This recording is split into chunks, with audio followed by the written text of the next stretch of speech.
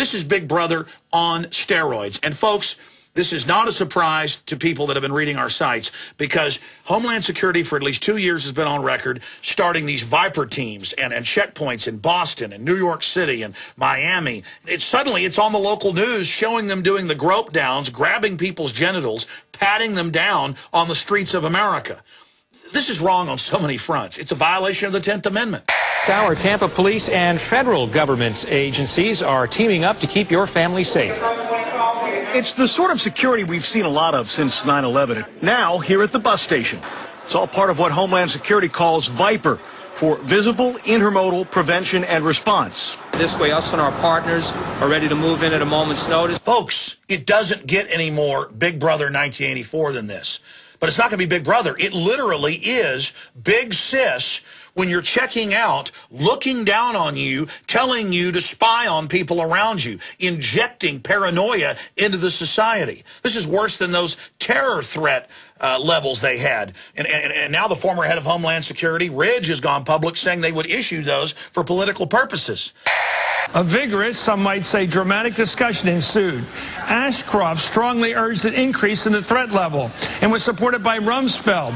There was absolutely no support for that position within our department, that's Homeland Security. None.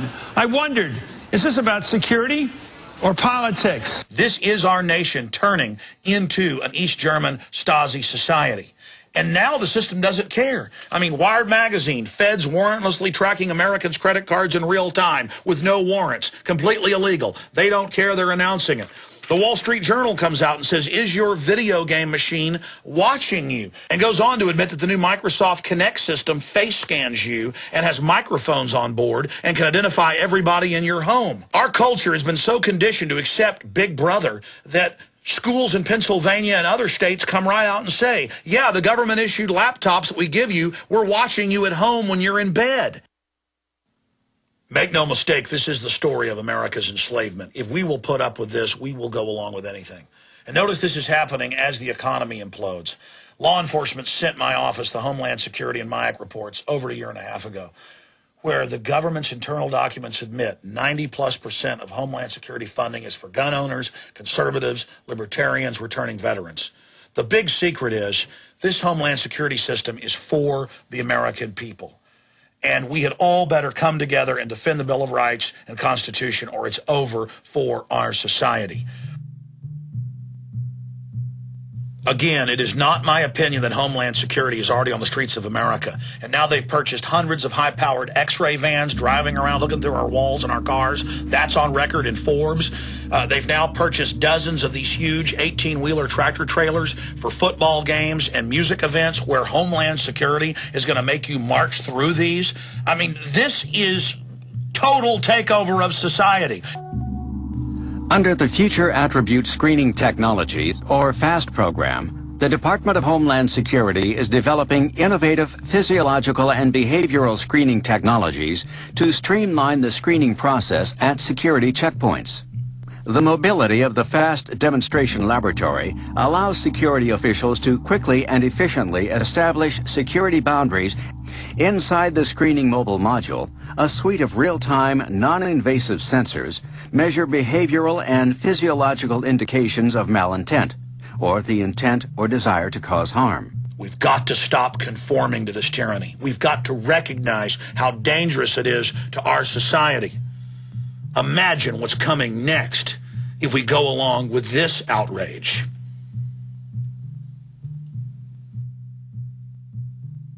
And one more point. If you don't like what Walmart's doing with these telescreens and this whole Big Brother system, call them and let them know that you're not going to be shopping at their stores until they kick the federal government out of them. Thank you for doing your part to help keep our hometowns safe. Visit Infowars.com and PrisonPlanet.com. When you're on the sites, you can also tune in 24 hours a day to my daily radio broadcast. There's also a free iPhone app to listen to the syndicated radio show when and where you want. You are obsolete, Mr. Wordsworth. A lie. No man is obsolete. You have no function, Mr. Wordsworth. You're an anachronism, like a ghost from another time. I am nothing more than a reminder to you that you cannot destroy truth by burning pages. You're a bug, Mr. Wordsworth. Wordsworth, a crawling insect, an ugly, misformed little creature who has no purpose here, no meaning. I am a human being. Words, Mr. Wordsworth, that have no substance and no dimension, like air, like the wind. I don't care. I tell you, I don't care. I'm a human being. I exist. And if I speak one thought aloud, that thought lives, even after I'm shoveled into my grave. Delusions, Mr. Wordsworth. Delusions that you inject into your veins to make you think you have a strength when you have no strength at all. You have nothing but spindly limbs and a dream, and the state has no use for your kind. Resistance to tyrants is obedience to God. It's Alex Jones. It was Bertrand Russell who said, I don't know, back in the 30s, and a lot of other ones, George Bernard Shaw and others, said that if the state didn't have a use for you, you would be killed. They're the ones, people that like a big government, that always lecture everybody how they want to take care of us, and they care about us, they love us. But you study history, it's a lie. What a wild evening so far. George Norrie earlier, David Icke, who's so spot on politically and such a great speaker. And God, I hope he's wrong about off-world stuff controlling the planet. We don't usually get into that subject, but David Icke's such an icon in the awakening movement that we do have him on, and I think he's a good soul at the end of the day. Mike Adams has been here for the last hour and a half or so and just covered a lot of amazing information. Dealing with the attack on raw milk and the demonization. Now, I've seen them demonizing women that even in public places will cover themselves up and give their child sustenance. That's evil. Anything human, anything normal, anything natural is evil. And it's all part of the system, the power structure, waging war on the natural world. And it doesn't mean I'm up on some high horse, Mr. Healthy, have all the answers. I can recognize what's good and bad, though. And it's in that recognizing good from bad that, I guess, makes us human. Now, coming up, always informative, always interesting, Alfred Adask will be joining us to look at the state of the world today. We then, of course, have Tex Marsh joining us, always extremely informative. We have Mr. Corbett of the Corbett Report joining us, Fritz Springmeier, fresh out of prison. And then Aaron Dykes at 2:30 in the morning. Takes over, and Aaron's a great guy. You know, I sent him and Dew up to Maine to interview Charlotte Iserby, who worked in the Foreign Service and worked in the Reagan administration. She headed up the Department of Education as the head of policy, #2 position. And, of course, Reagan didn't know what was going on. He just was a puppet. I mean, when something's that complex, that busy, I'd probably be president and be a puppet just because you can't, there's so much stuff going on. Unless you tried to get into control of everything and tried to look into everything. The point is that she revealed a lot of stuff to us about Skull and Bones. The problem is, Aaron, we've had this interview for probably almost a year now. And we did part one. Dew did part one the first day of interviews about education. And it was one of the most in-depth she's ever done. I know it's one of her favorite interviews ever. And then we put that on prisonplanet.tv. This one is 8 hours. And Aaron, for off and on for a year, in between all his other duties and films and documentaries and short news pieces and doing the show and updating the websites, gcnlive.com and also Infowars.com. About a week ago, I said, yeah, we're going to air that Skull and Bones piece. Going to have that ready. And the thing is, he doesn't want to just have the dry interview. He wants to back up everything she's saying. He wants to show the documents. They spent hours and hours on top of the 8-hour interview filming all the books no one's ever seen, internal Skull and Bones stuff. They've got the grandfather clocks. They've got the whole thing you get. She's had multiple family members, her dad and others, that were Skull and Bones. That's coming up in the early morning hours. Aaron has been up off and on for 2 days, and I told him today, I said, let's just not do this. I said, let's just wait and put it up on the special report section whenever you get it done. But in a way, it's so much stuff. It's like a film. He'll probably never get it done. So at least something's going to air. At least part of it is going to air coming up. I think it's 7 a.m. So we've got that premiering here, and we're really excited about that. I mean, this is some groundbreaking stuff. She's the lady who back in the 80s gave Anthony Sutton the information that blew Skull and Bones wide open. And now the research that she released is really the blueprint for what we know about Skull and Bones, and they now admit it's accurate because, her dad and other family members were members of that.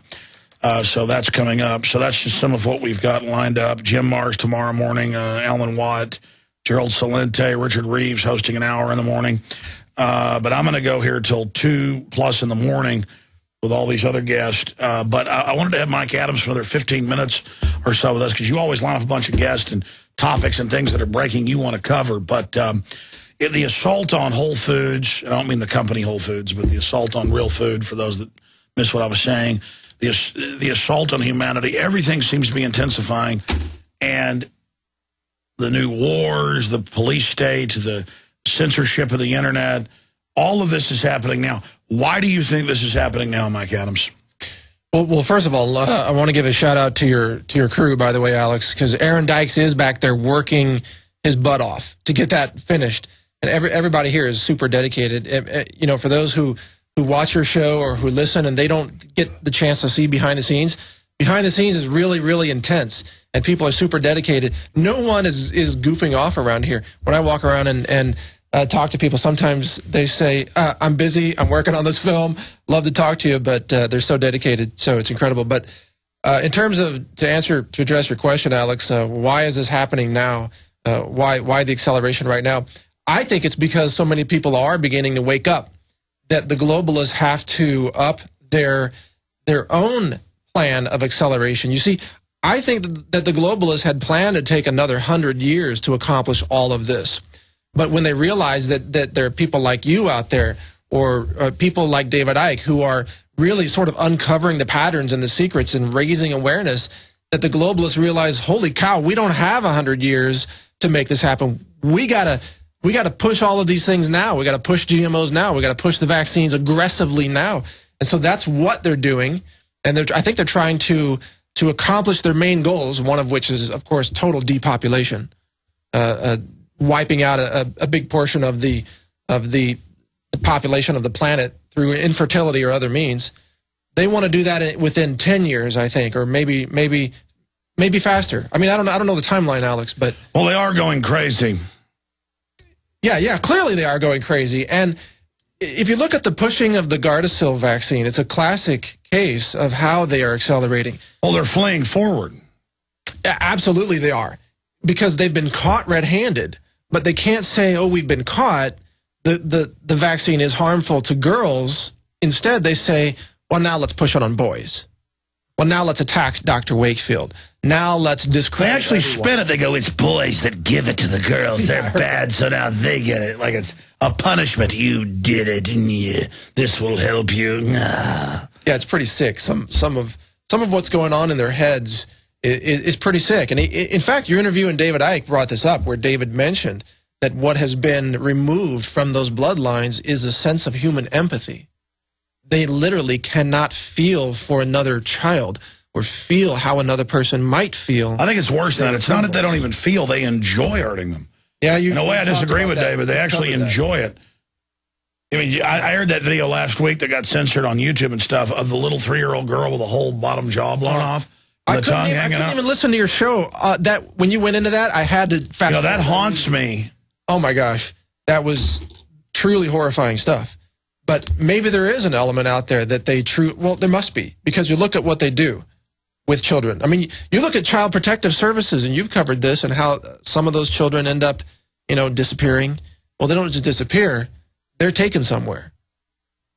Oh, it's been confirmed. We have allowed, through national security and all these secretive systems, to allow the worst of elements of society to just do whatever they want.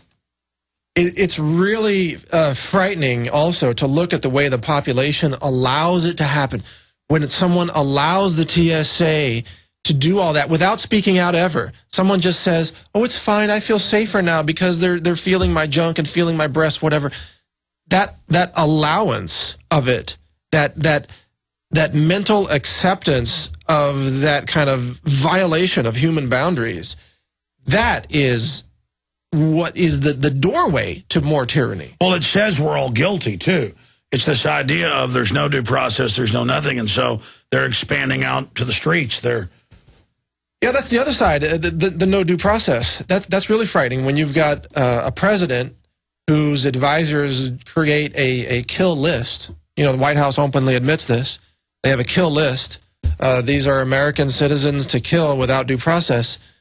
Even if you think they are a terrorist, or even if you think they did something, you know, it is a principle of basic justice that every accuser can face their, every person accused can face their accuser and can face the charges. And the accuser gets to face as well. Exactly. And they should be able to have the opportunity. No, they've totally turned over our system, and now all the liberty, all the freedom, all the blessings, it's going out the window. And the system's answer is more corruption. That will deliver you to Valhalla. And yet, right now, with these Occupy protests that we see, and you've covered how it's a mixed bag, and how some of the interventionists are trying to hijack it for their own purposes. But when you get down to the core of it, enough people are frustrated right now to really take to the streets, and I think that's going to accelerate. I mean, David Icke talked about this a little bit. What do you think, Alex? Where do you think it's going in the next 6 months? You know, a lot of people talk about 2012. It's right around the corner. What do you think is going to happen next year with the Occupy protests if they continue through the Christmas season? Well, I mean, look, the system knew there was about to be a big rebellion against what they were doing. They could track all that with their algorithms, all the data they're spying on together. So they tried to trigger it. They tried to then co-opt it, but that didn't work. So now they're cracking heads all over the country. And clearly this country is in a depression. I mean, you know, here we are having the 4th annual money bomb. I wouldn't even promote these things. The first one we did 4 years ago, and I raised $300,000. And, you know, last year I promoted it some and raised $437,000. This year I promoted it some, and we've raised a lot less this far into the 27-hour broadcast than we normally would, because the country is in a depression. I fully understand that. That's why I've tried to create all these different revenue streams so we can stay at the level we are and hopefully expand a little bit in the face of the globalists, because we do have an effect on them. I mean, we had Janet Napolitano come out just a few months ago and complain about, you know, Matt Drudge and the articles he was linking to about TSA. It's definitely getting to them. It's definitely having an effect on them. And, I mean, again, most revolutionaries in history rob banks to get their money. We sell books and videos and DVDs and have radio sponsors. Because we're not revolutionaries, we're restorationists. We want liberty and freedom back, which is a new idea compared to the old tyranny we're basically going under. So in a way, I am a revolutionary or a Renaissance person. Well, what's really interesting about what you're doing here is you are the reluctant fundraiser at these events. You know, you're never about the money. You've never been about that. Not behind the scenes, not person-to-person conversations, not on the air, nothing. For you know, you're so mission-driven, but the money there's an infrastructure that's got to be fed in a way. You know, and right now, dollars are the only way that either one of us can feed. Well, sure, exactly. The globalists will get us to kill our grandma for a stick of bubble gum and do anything for just fiat garbage. And people say, well, then why do you want Federal Reserve notes? Because that's the symbol of energy. That's what funds this. And I'll be honest with you, 4 years ago, I was not about the money, because I had 5-6 crew members, and we were just going to keep having the little simple dinky websites and maybe an article a day and some stuff we posted and a couple films a year on the radio show. And people were always, do this, do that, have this idea. And you know what? I realized, instead of being angry at folks always telling me to do more, they're right. Because we were already reaching millions a week then, we had a responsibility. And since I've tried to expand 4 years ago and I got 30-plus people working for us and a lot bigger office and a nightly news show and reports every day and reporters, we're probably having 4 or 5 times the effect I was having 5 years ago. And so now it almost becomes a game, because I have to make something interesting and fun to do it, to go out and get the sponsors and make sure they're the right sponsors, and to go out and raise the money and make the films and you know, products I like and then promote them. So, I mean, it does become an issue of, well, it also becomes an issue of people don't keep their job, which is also an important mission. People I've recruited, people I've trained, structure I've built, if we don't get the blood supply to them. And it's the viewers out there that supply that by spreading the word. I mean, look, going back 3 or 4 years ago, before we hit the total depression, as audience went up, revenue followed it exactly. Now audience is going like that, like a fighter jet going straight up. Just, okay, audience is just like a rocket going into orbit. But audience is going like that, but in the last 3 years, revenue went like that. Not tracking it, yeah. Yeah, so it's not tracking it. So that's how I knew I was in a depression 3 years ago. I'd never seen anything like this. People, I looked at all the actuaries, talked to the economists, and now they admit it's the greatest recession, triple dip.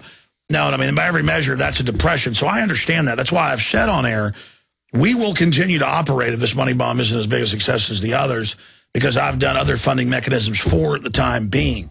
Yeah, but it becomes a thing of like a drought, as a tree's got deep roots. So even in a drought, it can live, but it doesn't flower as much as it would. We need people to spread the word about the free video streams up at Infowars.com. We need people, but not. And I'll say this again: if you're a old lady or old man on Social Security, because those are always the folks that actually try to give.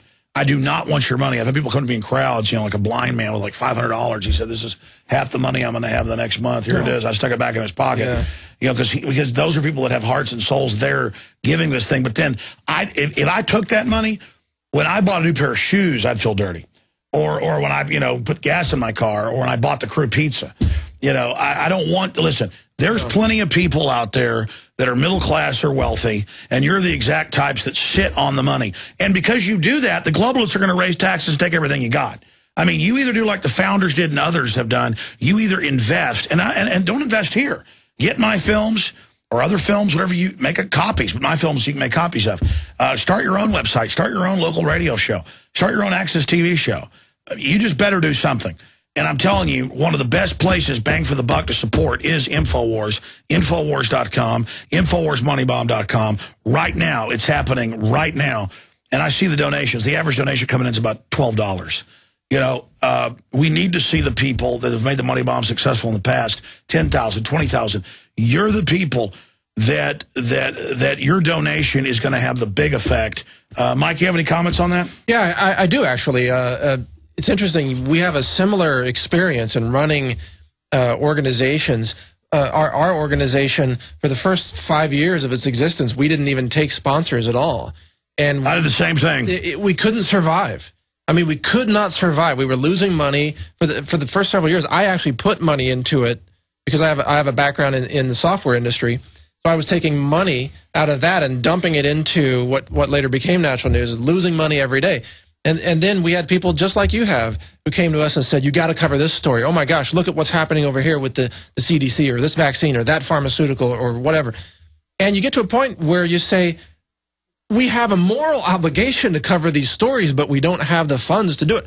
So the answer is, you don't even have a crew to ship products or books. You don't have people to do research. You don't have the money for a building or cameras or equipment.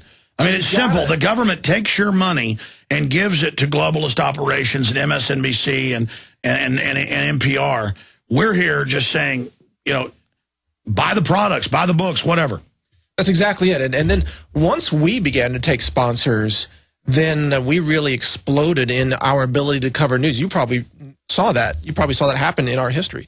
Where we're able to hire more reporters, better investigators, to put more money into a story. No, the globalists, they're all about being big and powerful. That's why they always demonize any political activist that are outside the globalist paradigm ever even selling products. I used to give all my films away 100% free. Yeah, you did. And then the minute I started even selling them to fund myself, ooh, that's evil.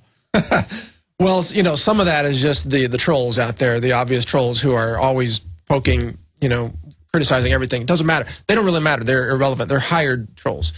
What matters is that your viewers and the people who are watching this and the people who are offering their donations right now at InfowarsMoneyBomb.com, these are the people who get it.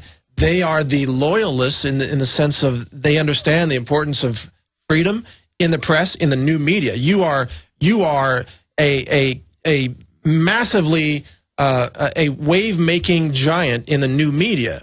And it's crucial that you continue to have the resources that you need to pursue this even further, because it's only begun. I mean, the acceleration that we talked about has only begun. Imagine where this is going to be in 12 months. Imagine how much more news you're going to need to cover. You're going to need that room back there where Kurt Nimmo sits. You're going to need, you know, a couple more people in there. Well, that's the thing is that we got this 7,500 square foot building. with the money bomb 2 money bombs ago, and we started building the infrastructure, and there wasn't room. And then we, 2 years ago, got the other side, but they didn't have money to hire the people to fill it and build the studio. Now that's done. You've been over there. Yeah, yeah. I mean, this is a 16,000, almost 16,000 square foot deal. We've got room for another 20 people, cramming them in. We got easy room for another 10. But I'm just trying to hire 5. And then at the same time, we need to have a little money backup if I get sued or attacked. The globalists analyze our entire deal. Of course they do. I've got to be able to defend things. That's my mission. I've told my wife, I said, we will sell our house. If it ever, she's always like, we should sell everything now and live in a ditch to fight these people. And I'm like, no, we've got to have some reserves here. You know, building up for a war, we've got to do this. But there's nothing wrong with having a roof over your head. No, but my point is we actually dream about other people coming forward that are light years better than I am, like you, Mike, in certain respects, so that I can just step back and, you know, move out to a ranch somewhere. We got family land and stuff, and literally, like, you know, you got donkeys and stuff and have a farm. Yeah. I mean, I enjoy fighting tyranny, but the problem is once you get into this, it's all encompassing. It is, you know, I'm up here 10 o'clock every night. You know, on the news crew, we've set all this up. We're beta testing it, getting it ready. It's already reaching a lot of folks.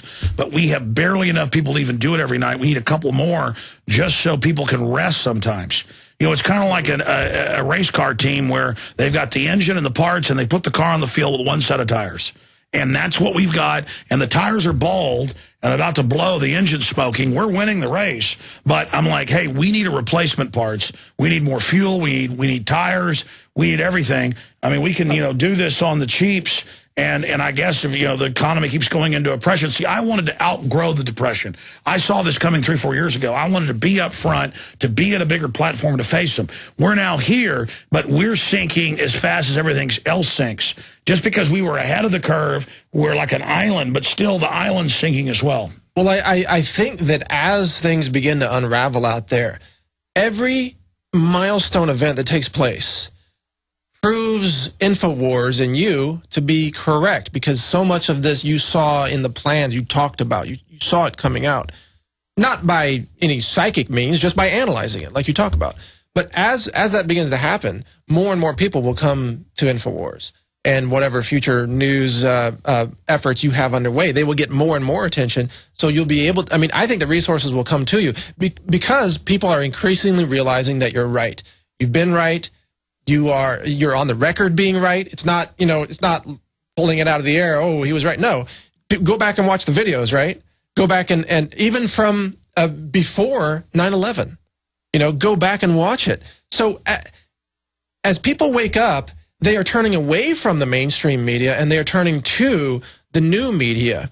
I agree, but there's going to be the counter-strike to censor us and you and others. Yeah. There's going to be other attacks, that we already see happening, things that have happened before that we didn't really talk about. But you know, all this is going on, and so that's why I'm really glad and proud and honored and you know, satisfied in all this work that we did see this storm coming. We did prepare to get stronger and bigger in the face of it. Now I see the next bigger wave coming. And, you know, that's the issue. People have to decide what they're going to do, what they're going to support. Because so many people say, yeah, you woke me up, now I'm moving on to take care of myself or whatever, as if other people aren't awake yet. A lot of people are ready to be awakened, but they're not really awake yet. And that's why our greatest work is ahead. And that's why spread the word about Infowars.com, about naturalnews.com. It is... You know, that's why I like Mike Adams, because I've known him a few years now, interviewed him for many years, but he's been here in Austin for a while, gotten to know him. I can tell he's not an egomaniac or a crazy person. So many people, good to hear. So many people, myself included, I'm a little bit of a crazy person, but not an egomaniac. Living here, you know, working with other people, it's like they don't like tyranny, but they also kind of, it's like ooh, this is fun. We're like celebrities. This is not about that. This is about work. This is about research. It's about dedication. It's about doing the right thing. It's about not compromising in the face of fear. You know, I'm like you. I'd rather be on my farm. I'd rather be literally planting potatoes or something. I'd rather be, I've got chickens out there. I've got donkeys out there. I'd rather be on a tractor. Frankly, practicing permaculture. That's human. That's what you're supposed to do. Well, yeah. I mean, you see what I drive. You know, you see what I wear. This is not an act. This is my ranch shirt as well. I mean, but I see you as the same way too. I see you as authentic. You know, behind the scenes, off the camera, you're the same guy that you portray yourself as. Unfortunately. Well, but people want authenticity. They don't want a bunch of fakers up there. And people are tired of the fakers, you know? And if someone comes to my house and they look at my pantry or my kitchen, they're going to see me eating the same foods that I advise. Well, I'll say this. You actually walk your walk. I'm still super unhealthy, but trying to get healthy. I've started to turn the ship. You know, it takes, all this stuff's addicting. Once you get deep into this evil food, you know. You are doing fantastic, and your crew, too. Aaron back there, he looks Aaron's healthier. lost like 50 Every time pounds. I see him, he looks better. Well, pretty soon he's going to blow away, but he didn't look healthy. Yeah. He's going to be on here like with Russian kettlebells and lifting weights pretty soon, probably. I mean, the guy... Well, he actually listens to you and Ben Fuchs, and he actually put it into function, and I know I say 50 pounds. I mean, the guy, he was not super fat, but he was kind of like me, husky, you know, had a belly. It's all gone.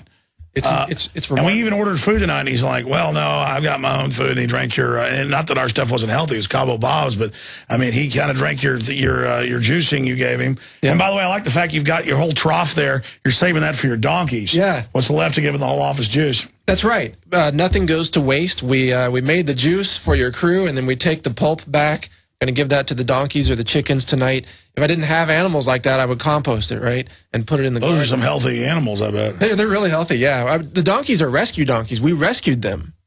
I don't want to talk about what happened to them before because it's not kind. That sounds kind of Al-Qaeda-ish. Yeah, I guess. No, but so they were all locked up, not getting fed. They had been beaten basically. Someone had beaten these donkeys, and they were scared of humans.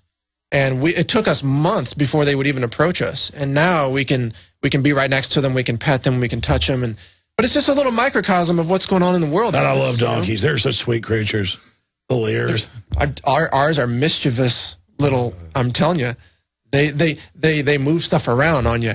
So you wake up the next morning and you thought you had a bucket over there or a trough over there, and now it's 600 yards away. That's the donkeys. What are their names? Jackson and Jennifer. Well, they're smart. Yeah. Yeah, they're smart donkeys. But thanks for having me on. I really, I enjoy being here. I really support what you're doing, and we had a great segment. And donkeys are like a watchdog. You know, once you get them, they'll actually run off wolves, coyotes. Yeah. They'll actually, neigh or ninny or whatever it is a donkey does when people come around. Yeah, they do. We have coyotes out there. We've got all kinds of creatures, owls and rattlesnakes and coyotes, and of course the wild feral pigs that are out there too. I've come across groups of 30 of those at a time. You got to blast those. Those are a feral invasive species, and they'll take over. Those eat baby deer and stuff, you know, right? Everybody else shoots them. Alex, I don't have the heart to shoot them, you know, but everybody else does. And I understand the reasons for doing. Well, they're bad. I mean, obviously a pig's one of the smartest animals out there, but the thing is, they're out of control. Yeah, it's like a scourge of locust. Clearly. But I just can't do that. I can shoot a rattlesnake if it's attacking our chickens. You know, that's for me. I can do that. But the pigs aren't hurting any of our animals. So if I were a cattle rancher, I'm sure I would have a different view on that. Well, they're gonna attack your crops. Well, we're gonna have a solar powered electric fences around our food to keep them out. Little zap reminder for those pigs. That's not going to keep them out. You're probably right, Alex. But these things. These are. I mean, let me tell you, pigs are bad news. I would only pull. They're eating baby deer. Resort. No, I'm just saying it's an invasive. Get into real environmental stuff. They're an invasive species. There's tens of millions of them now. They are, and they just run around eating everything. Totally. But I mean, that's my philosophy. Even on freedom, like I would only pull the trigger as a last resort, right? Even if it came to fighting for our freedom, front lines, really doing battle. I mean, I would never want to harm another person, even a tyrant. I wouldn't want to kill them except as a last resort. And we're trying to avert that. Exactly. We're trying to wake up as many people. Then the enemy moves with tyranny. People will know what to do. Mike Adams, naturalnews.com. Get back to your wife and farm and Jennifer and Jackson. All right. That's their names, right? That's their names. All right, and I appreciate you coming in, brother. Thank you, Alex. Good to be here. Good to have you. All right, we're going to go to a quick break here, and then we're going to... Max is out there with a ridiculous thing from... Now we got pig noises going. What are you guys drinking out there? All right. I'm going to hit the lavatory for a minute. We got Alfred Adass coming up. Always amazing for an hour and 20 minutes or so. and then we're going to continue with Tex Mars and others. But let's go to one of these reports that McBreen's done, or one of my reports, so I can say bye to Mike. And we're going to come back with Alfred Adass. Join us via video Skype. If you want to be part of the 4th annual Money Bomb, we're not like the government with a gun to your head saying, give us money, and we're not like the government. I was trying to paint earlier, but I can't really paint. I'm going to paint some stuff for the, I painted some stuff for the eBay deal. There's some stuff up there, but again, if you want to donate to us, InfoWarsMoneyBomb.com, or the number, there's folks up there to take your calls. It's 888-253-3139, 888-253-3139. You can either give to us to fight the globalist, or you can just have them taken away from you. Hey, I'm putting my life on the line here. I think you folks need to take action as well. And again, it doesn't mean donate to us. Make a film, start a local radio show, put out a newsletter, put out a local newspaper. Believe me, if I could do it when I was 21 years old, you can do it too. So stop thinking it's something extra special. You're Americans. You're free human beings. You can fight tyranny. Great job to the crew being part of this 27-hour transmission. Great job to all the people that have donated. And great job to all the people that are spreading the word about the free streams and everything we're doing at Infowars.com. We'll be right back with Alfred Adask.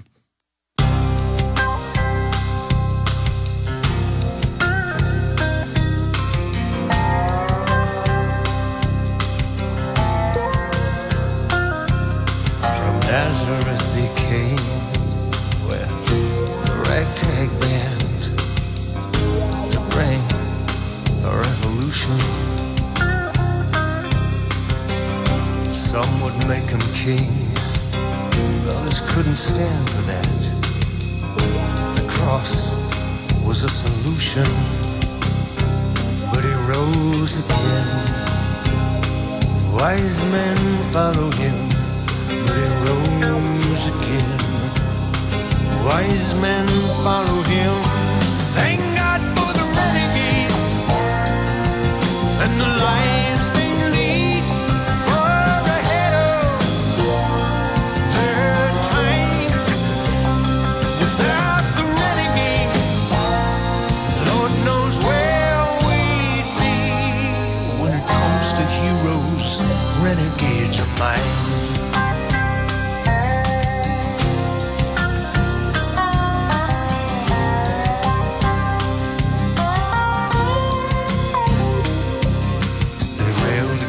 Crown, another ragtag band declaring independence. Laid their bodies down on a bloody war, and liberty for their descendants. Thanks to the renegades, we're free today. Thanks to the renegades, we're free today. Thank God for the renegades and the lives they lead, far ahead of their time. Without the renegades, Lord knows where we'd be. When it comes to heroes, renegades are mine.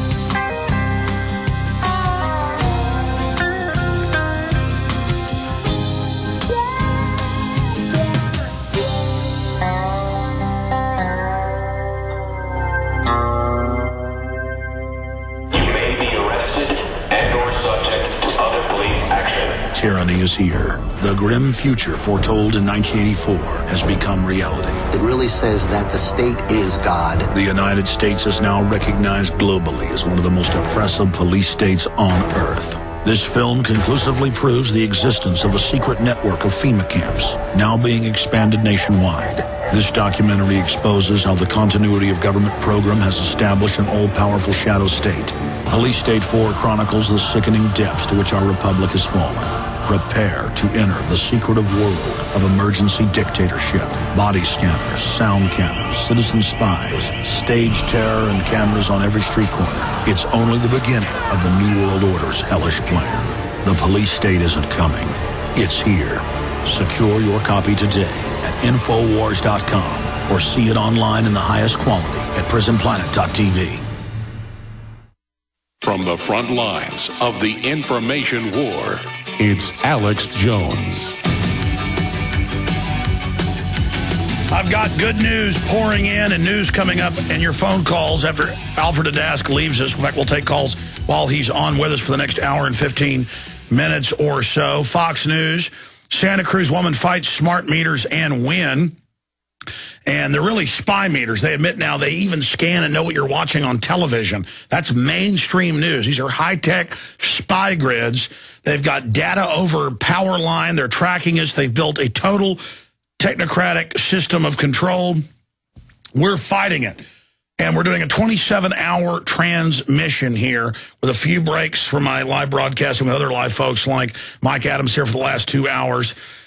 We have got Tex Mars coming up, Jim Mars coming up, Gerald Salente, great job with the crew, lining all these folks up. Now, I didn't do a pre-interview with Alfred Adask, and the last 2 interviews, he's a great guy. He's absolutely on target about the elite and their own legal filings saying we're animals and they're humans, and so we deserve to be treated like this. That's the globalist eugenicist program.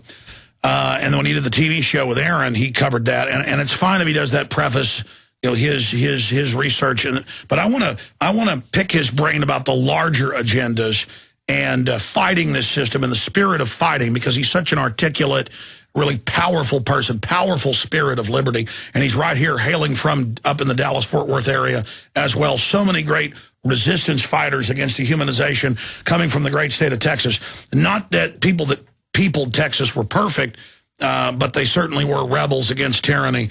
You know, of course, my family goes way back to the founding of Texas in Texas lore. So ridiculously Texan, I won't even go over it all. It sounds like a storybook. And my family goes back on both sides of the Mayflower, including the captain of the Mayflower, and Miles Standish and others. But, you know, this is what America's all about. And that's why the globalists have come here and taken it over, because this engine of liberty, not perfect, but the greatest example of liberty compared to any other country, this created great wealth and power. So the parasites came here to take it over. And Alfred Adask joins us. We'll give you his website and more. Alfred, in a nutshell, joining us via video Skype, tell us about yourself, your journey, your awakening, your basic fact on the legal filings, hundreds of times you've discovered where we are described as animals. And then let's get into the nature of the New World Order, their end game, what you see happening in the world. And then we'll, come up in about 30 minutes or so, open the phones up. In fact, I'll open them now. Here's the toll-free number for folks to line up to talk to us. We'd love to hear from you. 877-789-ALEX, 877-789-2539. Again, that's 877-789-2539 or 877-789-ALEX, and we'll get you up and on the air, or local calls, 512-646-1776. Alfred Adask, great to have you with us. Hi, Alex. I thank you for that. It's a pretty flattering introduction. Probably a little more exaggeration there than it needs to be. Total bull. I can feel your soul of liberty. Well, that's powerful is not necessarily that word. I don't know that one applies. But I'm dedicated to what I'm doing. I've been at it for 28 years, and what started me was a divorce back in 1983, and I lost custody of my children in what I regarded as a great injustice, and that's what started me on the path. Up until then, my background was about 25 years construction work. I had a little roofing business at the point in time when this broke loose, and I became a student of the legal system. I thought I'd correct that injustice on the child custody battle. I never did. But once you got into it, It just seemed to take you, you just move and move from one thing to another, and next thing you know, I was publishing a magazine called The Anti-Shyster and doing little radio programs, and I don't know, you get into it, and what else, it becomes an obsession. You can't lay it down. It's one of these things. I know you've got the same problem, and I heard you were talking in the previous segment, where you'd like to be able to kind of go out to the ranch for a while, all right, and just watch the donkeys or whatever. Pretty hard to do. Once you get into this, I don't know that you can walk away. I don't even know that you can relax. And I have the same thing. There's part of me, I would like nothing better to go out and do some surf fishing. I'd like to be living on a beach where I could just go out there, just, cast out and catch a couple of fish and the rest of that, cook them up for dinner. The idea of breaking loose from this obsession, this calling, all right? Well, it's attractive, but I don't believe I could do it. And I doubt that you can either. You can get out on that, you can get that ranch if you want to, but you'll be back, you understand, and probably not very long. I think the most recent thing, you mentioned it before, and the most important thing,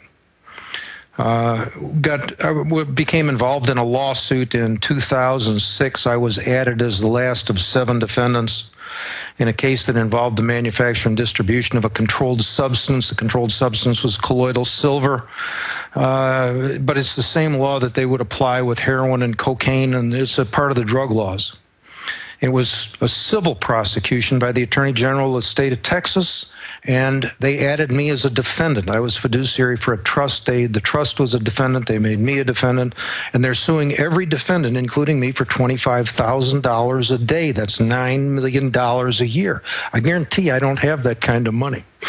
And it sharpens your attention quite a bit to be sued for that, especially by the Attorney General of the state of Texas. I started reading the relevant law, and I'm a student of the Bible, and I have an understanding of the Declaration of Independence and fundamental principles, and I was just shocked. I read the law, and the definition of drugs presumes the people to be animals. And when I first saw the language, I thought, my God, these damn fools, they don't even know what they're writing. And then I saw it a second time. And then I saw it 2 more times in the federal law. First, I found it in the Texas law, then I found it in the federal law, and we found it in 23 separate laws and regulations that applied in our case. And it's abundantly clear that the government has been treating the people as animals. This is the foundation of our war on drugs. The war on drugs laid the foundation for much of the modern police state. The police state gave us the prison industrial complex. And all of this is balanced on a couple of little definitions of drugs and medical devices that presume the people to be animals. We traced this back. We found it in 5 states besides Texas and the federal law. I presume it's true in all 50 states. The earliest instance we can find of this is 1906 in the Pure Food and Drug Act. First time that we've been able to find that they first referred to the people as animals. They've been doing this for a century. You understand? This isn't a new thing. This isn't something that just happened in the last, couple of years. They have been regarding the people as animals for a century. We found it in Title VII, which is the Code of Agriculture. They define animals to include human men and women. Again, we found it in Title 28 relative to drug laws and medical devices. And I don't know where else it exists, but the fact that it exists anywhere is intolerable because... And this was the basis of our defense. I drafted a defense, again, student of the Bible. I understand that at Genesis 1:26-28, it says, on the 6th day, God created man in his image and gave man dominion over the animals. My Bible says that I can't be an animal. And I've got a constitution that has a First Amendment that says you can't interfere with my freedom of religion. So if you've got a law that says I'm an animal and I've got a Bible that says no, I'm not, guess what? You got a problem. You can't make that stand in court. And for what it's worth, so far as I know, I'm the first man in a century to read that law and realize what it meant. Certainly the first layman. I'm sure there have been a handful of lawyers and politicians who understood it, but most people, they don't even read the law and understand what it means. We drafted a religious freedom defense. The Attorney General went dead silent for 5 months, and then they came back, spent 5 months trying to settle a case, and then they just dropped the case after investing $500,000 in 6 years on pretrial investigations and hearings. So it's not a victory that you get chalked up in the record book. Well, we beat them, and we beat them with religious freedom. And it's important for this reason. It's not just an anomaly. There are people that are concerned about Obamacare, for example. Obamacare can be stopped with this same idea. Obamacare, I guarantee you, all of modern medicine in this country involves either drugs or medical devices. And both of those definitions presume the people to be animals. There is no medicine in this country, at least not licensed medicine, that doesn't presume you and me to be nothing but livestock. From the government's perspective, we're right up there with Jason and Jenny, or whatever the two names of the donkeys were from your previous guests. Just livestock. And based on that presumption, they can mistreat us, they can oppress us, they can push us around, they can do whatever they want, because we are not deemed to be men and women made in God's image. All of this is evidence of spiritual warfare. This is not just politics, it's not just law. This is evidence of something that's been, in my opinion, been going on for thousands of years. And we are now we're catching glimpses of it. We begin to see, yeah, same thing's going on now that was going on several thousand years ago. It's been going on since Old Testament times. And ultimately, it involves your relationship with the God of the Bible. That's what this is ultimately all about. If you are an animal, you're not made in God's image. If you are an animal, you are not endowed by your Creator with certain unalienable rights as declared in the Declaration of Independence. They are trying to get us to turn our back on those God-given unalienable rights, pretty much the same way Esau was encouraged to turn his back on the birthright that he received when he was first born. Jacob talked him into trading his birthright for a bowl of pottage. And later in the Bible, God says twice, he says two different times in the Bible, he says, Jacob I have loved, but Esau I have hated. I've never seen an explanation of why God hates Esau. But I think the reason he hates Esau is because Esau turned his back on his birthrights. That was a function. He was the first one out of the womb. He got the birthright, presumably, so this extends. This is an act of God's will. And he waived his right. Alfred, I don't mean to interrupt you, but I want to talk about birthrights. I just got a call from Jesse Ventura, and I talked to Ty. Jesse was on yesterday. I'm good friends with him. Jesse, as you know, former Minnesota governor, sued over the fact, and I've flown with him, I've witnessed it. I was probably going to be a witness, by the way, to them grabbing his genitals and squeezing on him. And Ron Paul has said this has been done to him as well. He has said that he deserves his day in court. The federal judge, after waiting 4 months to rule, AP, Pioneer Press, Twin Cities reports, U.S. District Court, Ventura suit over certs tossed.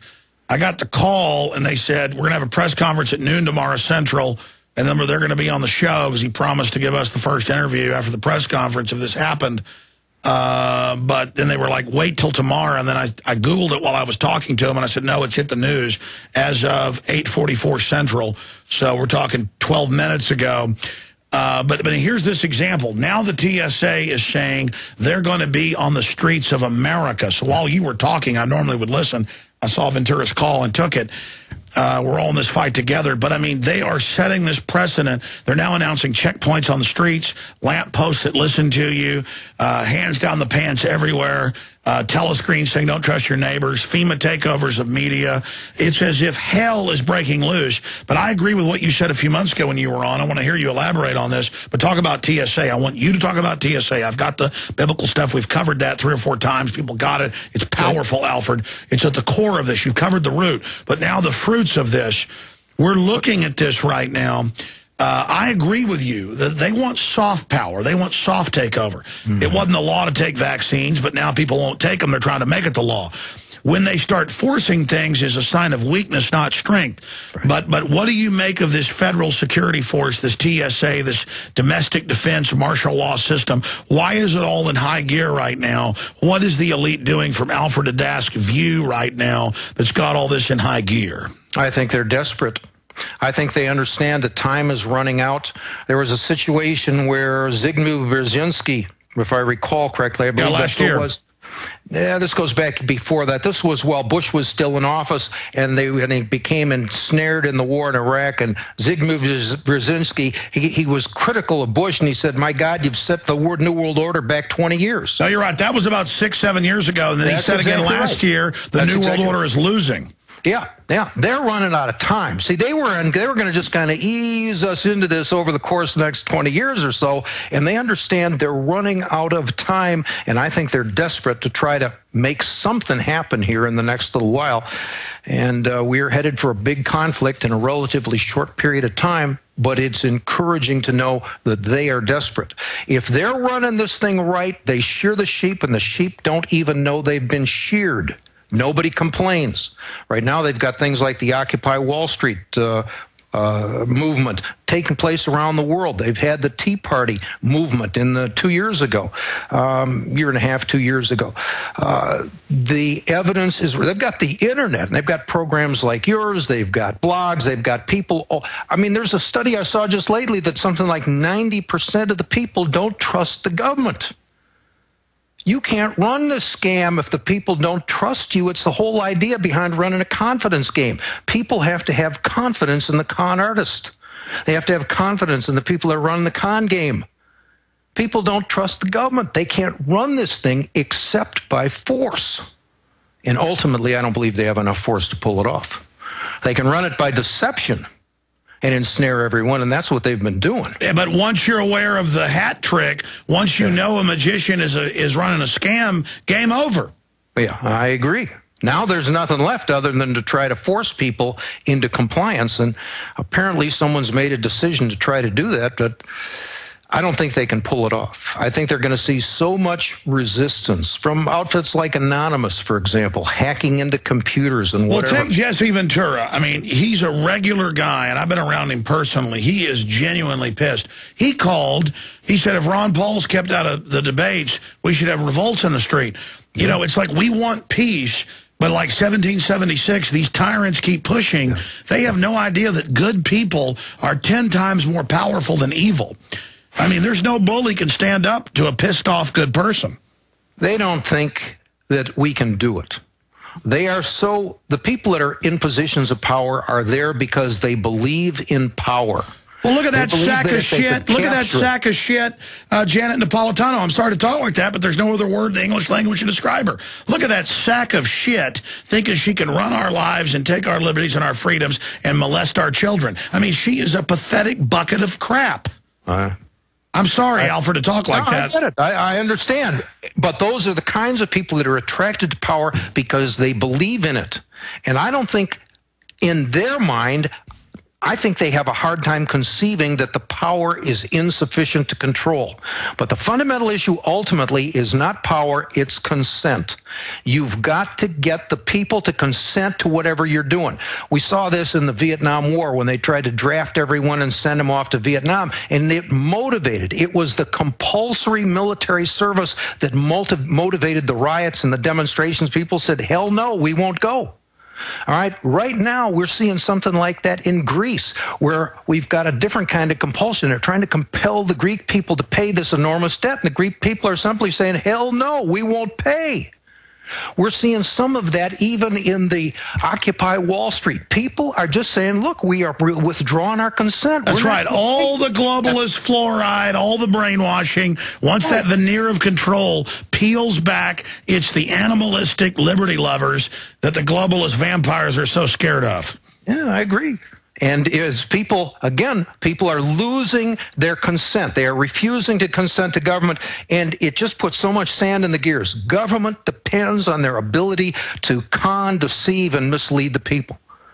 And that's being just eradicated by internet, by radio programs like yours and so on. It's the people are just sitting back and say, wait a second, this is a bunch of crap, and I'm not going along with it. And now what? The government... You know, there's only about 0.3% of the population that are police officers. And there's only about 0.3% of the population that are in the military. And if they bring them all back, they're still outnumbered close to 150, 200 to 1. Alfred, let me stop you. My wife was watching. Our video stream is so good, it's in real time. She called up. My children are watching when I made that comment.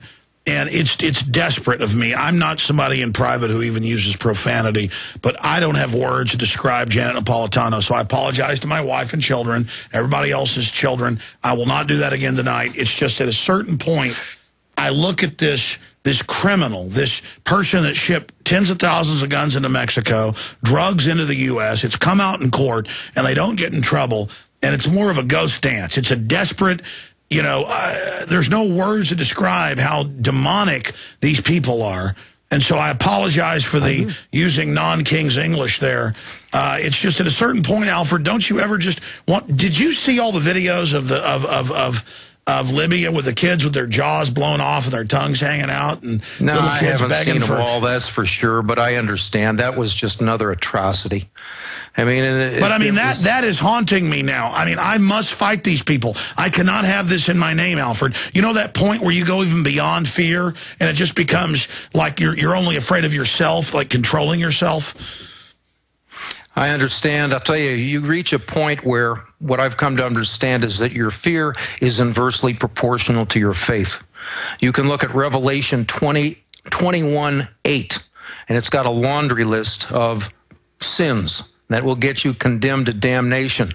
And it includes the sorcerers and the murderers and the liars and the whoremongers and so on. The top of the list, it says in some versions, cowardly, in other versions, those who fear. And the reason is because your fear is inversely proportional to your faith. When you really grab hold of faith and you really get the idea that God is real, and it's not just a little game, and it's not, when you really get it, what do you got to fear? Now, my fear is, I still have a certain amount of fear. My faith is not perfect, but nevertheless, you grab onto that faith, and when you really begin to understand it, you become pretty close to fearless. And if you can get perfect faith, then I assume you can get, you can achieve absolute fearlessness. But it's also... Okay, well, here's my problem, Alfred. I am fearless, except I realize my fearlessness actually makes me weak at a certain point because I am fearless. And then I realize that's almost reckless. Do you see what I'm saying? I do. I understand it. It's a fine line. Well, from my perspective, I mean, without knowing you well enough to say one way or another, you have to make up your mind whether you are fearless, from my perspective, in service to what the good Lord wants done, or you're just fearless in a secular and earthly sense, in which case, that may be reckless. You better have a lot of judgment to back that up, because there are some battles that are, you don't want to step into the ring with Mike Tyson unless fearless is not enough to step in with. No, I'm not going to step in the ring with him unless I've got a .357 Magnum. Yeah, I understand. No, I mean, at a certain point, they're poisoning the food, the water, and we've got to break out of the trance and say, it's over, scum. I'm done. I see you, and I want to bring you down. Well, you mentioned you talked to someone. You used the word satanic, or I believe you're referencing people that are in government.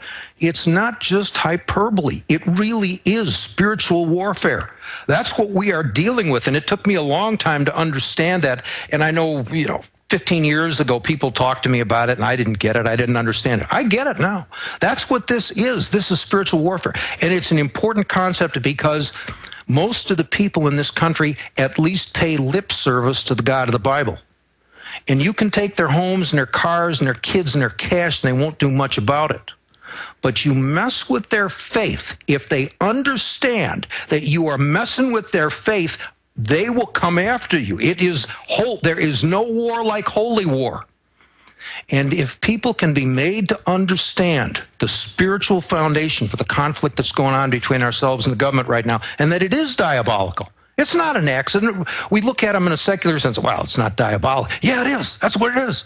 And once you get Of course it's diabolical. It's diabolical, diabolical, diabolical. These people are doing it to watch the world burn. It's the journey is the trip. And when you realize they're not giving us quarter, they're not backing off, they don't have some goal of even power. It's all about destruction and pain, and they will not give up. They must be met. They must be faced. We must commit to resist them, period. And when you realize they're a bunch of chicken neck scum, that's what's even more pathetic, is that it's like watching a little bitty dog dominate some giant powerful dog. It's such an aberration of the order of the universe. The universe and justice cries out for these enemies of humanity to be brought low. I agree. But you want to bring them low, you got to get people, from my perspective, help people understand this is spiritual warfare. They'll stand up and fight for spiritual warfare. Again, take the kids, take the car, take the cash, take the house, take all of it. They'll complain, but they aren't necessarily going to fight. Mess with their faith, and you're going to have a war on your hands. And it's the one thing the government fears, in my opinion. I mean, they don't want to mess with the people's faith, not overtly, because they know it's an explosive, it's more than faith, as you said, it's in our gut. But I mean, my issue here is that these people, they are trafficking in men's souls. I think it's a lie to say the root of all evil is the love of money. That's how they sell out unconscious people. They create this money out of nothing. It's all debt-based. The more they create, the more you're in debt. When you get to high-level Illuminati, they are about the souls of men. Revelation says they traffic in the souls of men. They want your mind. They want your soul. They want your intellect. That's what they want. That's what they want. What they want is you to consent to your own destruction. They want you to step up. Satan can come down here and put a gun to my head and pull a trigger right now, and it does him no good. All right? It's not enough for him to kill me. It doesn't matter. If I'm right with the good Lord, I'm going to a good place. What he has to do is entice me into voluntarily turning my back on God. That's the objective. If I will abandon my birthright, if I will voluntarily say, well, I don't need that, in the same way that Esau did, say, hey, I don't need the birthright, just give me that bowl of pottage. If they can persuade an individual, if they can persuade a nation to abandon those God-given unalienable rights, then you may be, by that voluntary act, you may open the door where you can stroll right down into Hades. On the other hand, if you're prepared to stand up and say, hell no, I won't go, they have another problem. They need your consent. Force is counterproductive for them, really. They can't capture souls by force. They have to get consent. But Alfred Adask, give us the website. Adask, adask.wordpress.com. I'm the same way. I'm just like you. I grew up going to Baptist churches. I had a relationship with God. But I know God's real. But when I was younger, it wasn't part of my life when I was a teenager. But the more I study the world and history, these globalists, they know about the spiritual. Yep. They're obsessed with it. This is a spiritual battle. This is otherworldly. This is not just man against man. There is an evil force guiding and manipulating this. I agree. And, I harp on that story about me getting tangled up with the Attorney General down there in Texas. We stopped him. You understand? He'd invested 6 years and nearly $500,000, and we stopped him with a religious freedom defense. It's evidence that the system respects this. No, the Hopi are allowed to take mumbo jumbo. Listen, the Hopi are allowed to take mescaline. I mean, when it gets down to religious, that's one thing the Illuminati bow to, because they've got to trick you to serve them, and they can't run over that. You're right. It's this religious statement is the most powerful because it's universal galactic law. That's exactly right. So the question is, just got to get people to begin to understand it. And it took me a long time. It doesn't happen overnight. But you start and you come to knowledge eventually, or you come to understanding. It takes time. But and it's one of those things where I think you're already drawn to it. I think in some degree, some people are already drawn to this, whether they've ever heard of it before or not. It resonates with them. Their soul's been looking for it, and they'll catch on. They just need somebody to show them, yeah, that's what's happening. And, one of the most important things, we used to have meetings in Dallas, and people were afraid. Those meetings were successful in large measure because after I got the meeting started, I'd go to the back of the room, sit at the back of the audience, and when the speaker, whoever was the guest, he'd start speaking, I would make it my business. I'm paying attention, and whenever he had an important line, He made a memorable line, or a memorable statement. I'd start clapping my hands, all right? And the rest of the people in the audience would sit there, and they were afraid. But if you persisted at clapping your hands, then they'd start too. They are scared to death to stand up alone, all right? And they are afraid to be the first one to clap their hands. But if you clap, if one person will clap and persist in clapping, eventually other people stand up and say, well, I can clap too. And then they are empowered. They get a sense of communion. They get a sense of community. They begin to realize, my God, I'm not alone. I'm not crazy. I'm not the only one who thinks this is important information. All by itself. It's powerful, powerful stuff. It's part of the reason the meetings grew to where we had the biggest legal reform group in the country there by 1996. It had to do with just something as simple as clapping your hands. And you put out the Anti-Shyster, right? Yeah, for 12 years. Was it Anti-Shyster? Didn't I write some articles for you? I can't remember now. No, I don't believe I've ever published anything from you in the Anti-Shyster. What was the other magazine? Well, I changed the name, and I regret doing it, but I did change the name to Suspicions for the last... No, there was some other magazine. I remember Vic Vreeland. He was the guy who came up, I came up with the idea, Infowars.com. Okay. But he came up with the idea because there's a war on for your mind. He was a retired firefighter, great guy, Air Force guy here in Austin. I think he still lives around here. I got to meet up with him. But I know he liked your stuff then. This was like in '97.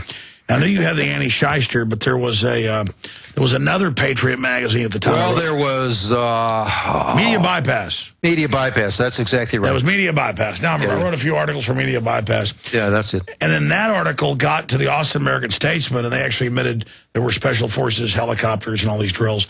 I want to go to calls. The number is 877-789-ALEX, 877-789-2539. People always complain by the time I mention the number. They haven't written it down because normally my own studio is a different number than the regular weekday radio show, but it's 877-789-ALEX, 877-789-2539.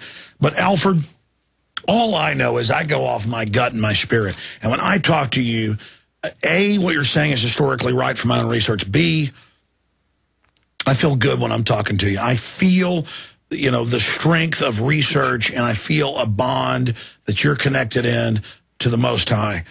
And when I get into this whole thing of fearlessness, my fear is that I'm so bold and so reckless against the enemy because we're attacking him hardcore. I mean, the stuff going on behind the scenes is insane. But then I realize, well, God's in charge. It's just that then I think, well, if I was more, wise as a serpent, harmless as a dove or whatever, we'd get more done.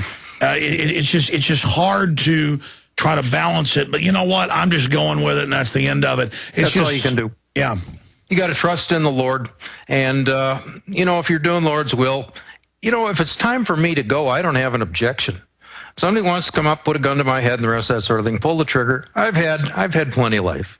I'd like to get some more on the rest of that, but in and of itself, I'm not afraid of dying. I'm afraid of dying badly and stupidly. No, me neither. Exactly. I'm scared of failing. That's it. I'm scared of dying badly and not continuing my work. That's my only fear. Yeah. Well, me too. It's hard to understand. I really feel like I've been called by the good Lord to do this. And it wasn't something I was looking for. I didn't start out as a holy roller. No, I remember 15 years ago, wasn't even religious. No. Same thing with me. Pretty much the same thing with me. It was just a casual thing. But you get dragged into this kicking and screaming, whether you like it or not. I don't know. Once you get that, you believe you're called. You don't have any choice. You do it. I'm going to do this until the day I die. That's just virtual certainty. There's no retirement. I'm not planning on retiring. I may have to live in poverty or whatever, but that doesn't disturb me. I'm going to do this. Good Lord, He will present opportunities, and if it's only to talk to one person, sometimes that's all you get. I'll talk to 500, maybe only reach one. Good enough. Good enough. My job is to scatter the seeds. Kind of like Johnny Appleseed. I'm not in charge of making sure the seeds grow. I'm not in charge of harvesting the apples. I may not even get to eat any of the apples. But I am in charge of spreading some of those seeds around, and I intend to do so to the limit of my ability. Good Lord. And I like it.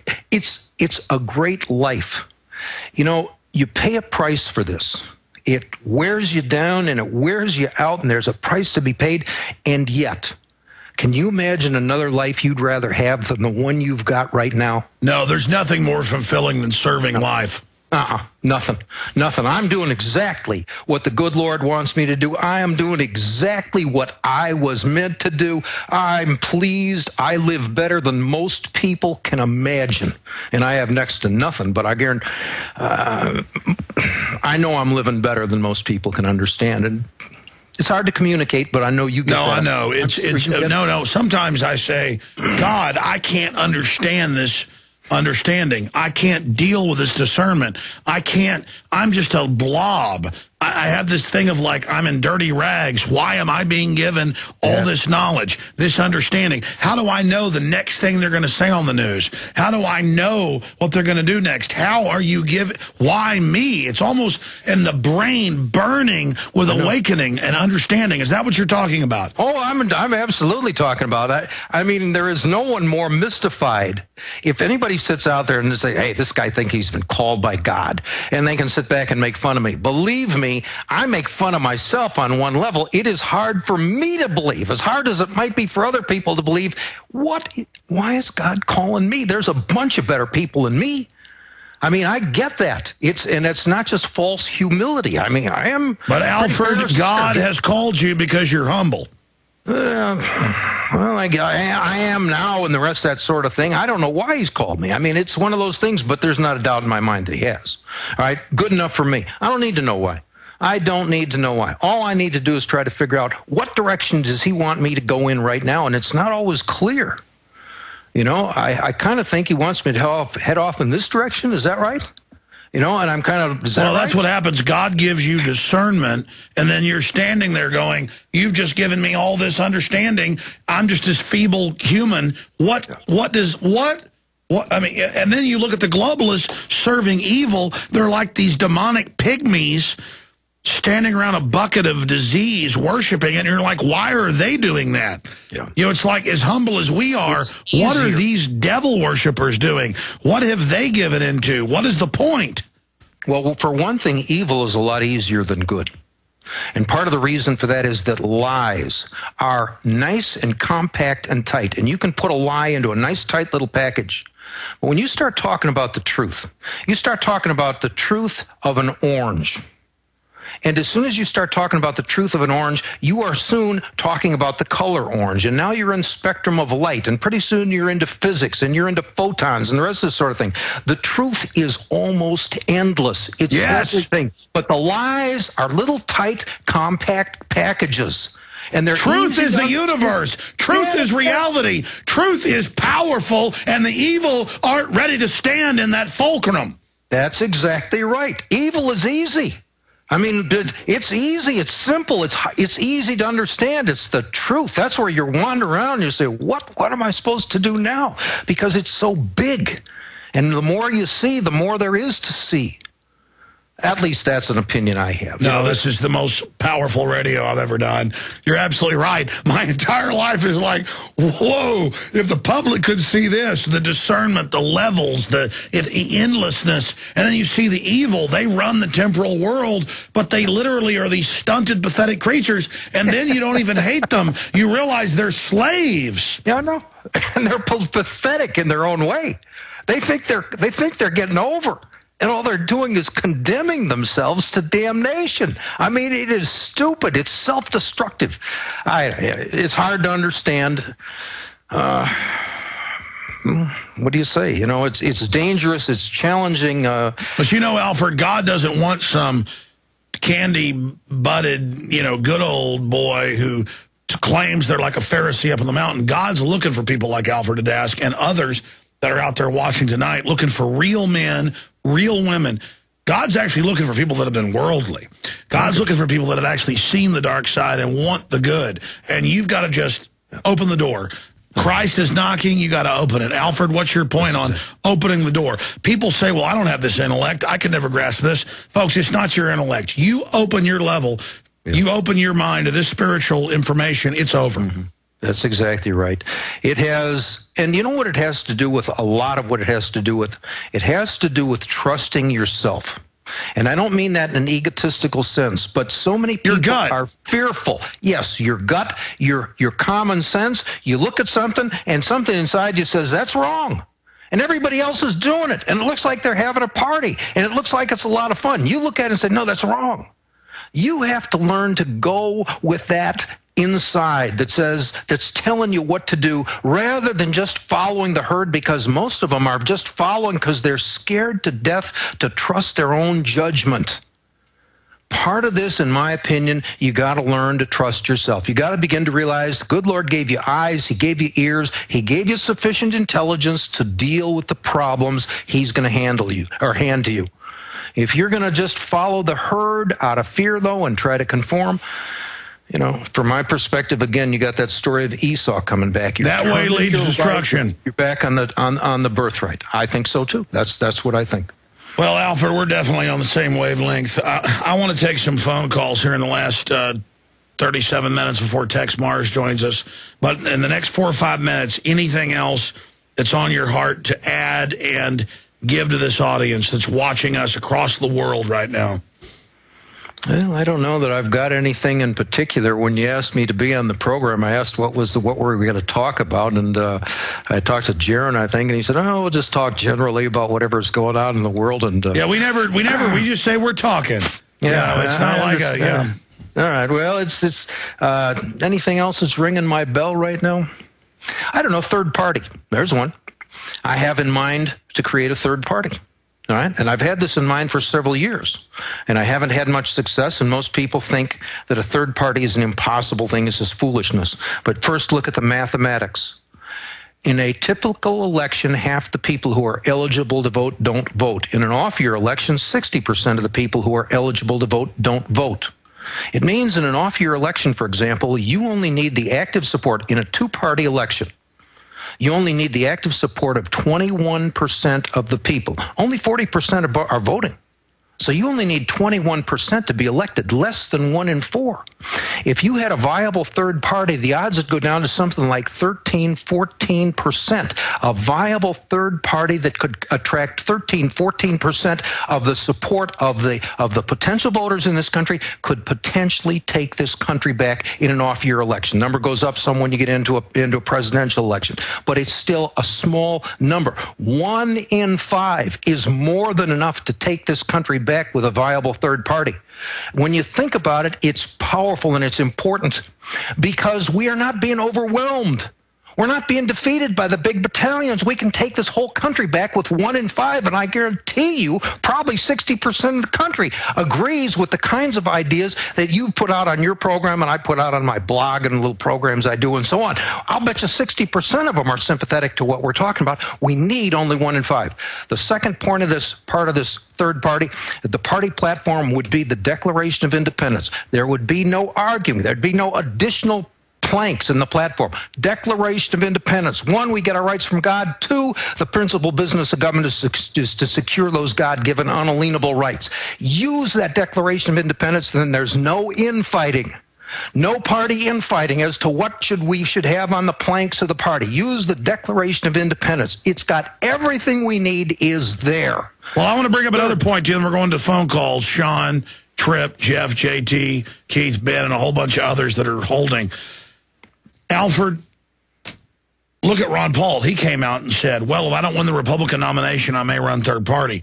He recognizes that it's about taking the field, injecting real issues. Win, lose, or draw, we win.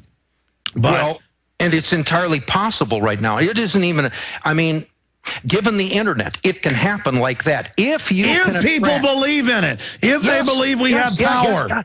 If you can motivate people, it's all up to them. Whatever they believe we can do. Listen, Alfred, I told George Norrie this, the other guest tonight. I go to like Arkansas, California, Las Vegas. I was there doing a Jesse Ventura's TV show a week and a half ago. Every 5, 6 people I walk by were listeners. That's power. Not that Alex Jones has power, that they recognize me and say they're listeners shows our numbers are huge. You're exactly right.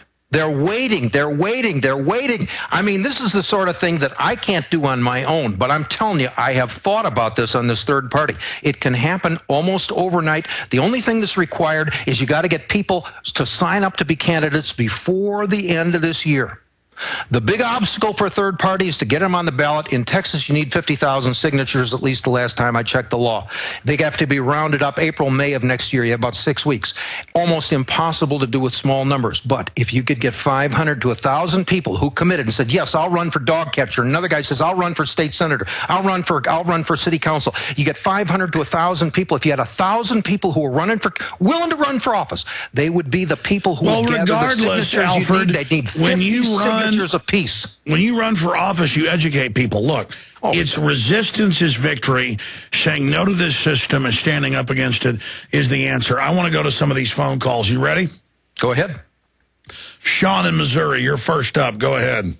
Hi, Alex, Alfred. First of all, I want to thank you both. You're true heroes to me, and I appreciate what you're doing for our country. And on a personal level, I really appreciate what I feel like you're doing for my children and their future. My question for you is, I've listened to Alex for many years now, and maybe I've missed it, but my question is, what is the tipping point? I don't live in the city, I live out in the country. What is the tipping point where you draw the line? Is it when they come and ask for your guns? Is it when they come to and demand that you vaccinate your children? Well, if I can answer that, and then Alfred can. In Texas, in 1832 or 33, it was when they came to take the guns. In 1775, it was when they came to take the guns. In other places, it was when they came to take people's children for conscription. At a certain point, it's when they come to lay their hands on you. And that's what TSA is a ritual to put their hands all over you for forced inoculations, to train you that they're going to set up checkpoints. It's a federal martial law ritual to acclimate as many as they can. Alfred, what is the tipping point? Tipping point is when the people, it isn't so much what the government does. It's when the people finally say enough. It's the government. The American Revolution was over a tax that was something like 2 or 3%. They were paying almost no taxes compared to what we do today. It wasn't a number so much what the government did. It's when the people just finally stand up and say, enough of this crap. And we're not so far from that. Again, Tea Party was a demonstration. We're close to that tipping point. The Occupy Wall Street movement and the fact that it's spread around the world indicates that we are close. The Arab Spring indicates that there is a sentiment in the world where people have had about enough of government. Now we're going to sit back and watch, and there's going to be an event. And it was kind of like the guy in Tunisia who set himself on fire. He finally just had enough, and he went out and he said, I can't deal with all this government regulation anymore. Doused himself in gasoline, set himself on fire, and he precipitated the Arab Spring. All right? Something like that is going to happen. And the globalists tried to steer it and control it, but they're still going to fail at the end of the day. And that's the issue, is that now is the time to warn people. Now is the time to identify the real enemy. Now is the time to talk about the New World Order, because all these people are awakening, but the globalists are going to try to misdirect them into false solutions. Caller, anything else? Just want to make sure I kind of have it straight here. So you're saying, in your personal opinion, when they come and ask for the guns like they did during Katrina, that would be a time that would be worth saying no, and of course they'll insist on taking them anyway, and then that's when you're going to have, you feel that a Ruby Ridge type moment. Here's the deal. We're, as Alfred said earlier, we're hurting them politically and with our speech, and like Gandhi, letting them abuse us is waking everybody up. I'm not looking for a fight. Anybody who's been in a real fight isn't looking for one. The point is, I'm trying to control myself not to get in the fight, because every minute we suck them in deeper is a closer to victory. But yes, that is your own personal moment where you can't take anymore and you're being assaulted. Generally, it's about defense.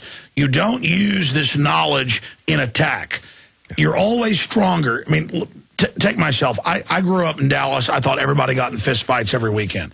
I moved down to Austin. Nobody gets in fist fights. I love it. I'm not looking for a fight. But I always learned Every fight where somebody attacked me, it didn't matter if they were big and bad and the state wrestling champion. If they attacked me, I could kick their butt. The few fights I lost was when I got arrogant and got in a fight myself. I have no power when I'm on the offensive. When I'm on the defense, look out. I appreciate your call. Comments on that, Alfred?